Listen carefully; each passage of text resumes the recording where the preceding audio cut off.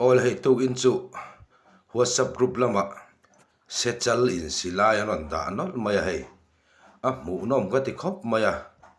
a mu nom in ti ve nge karinga chu wangin hei kan upload ve ania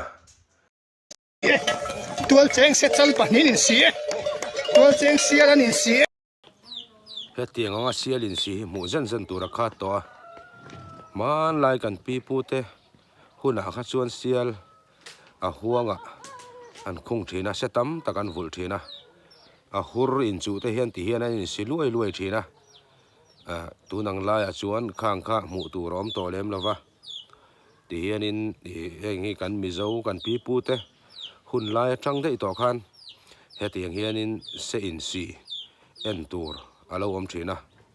ma se tunang lai chon ran khuwa khir te na to wangin se in si po mu tur om to lem lova mu nom tak chu ni sial an in si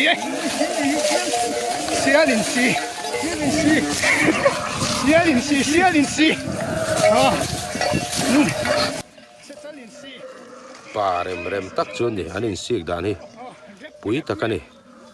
tiang hi chu mi hring tan po hanin a hnai vai zo mai chi ni ro topin a rin oma a la om mai sik dan hi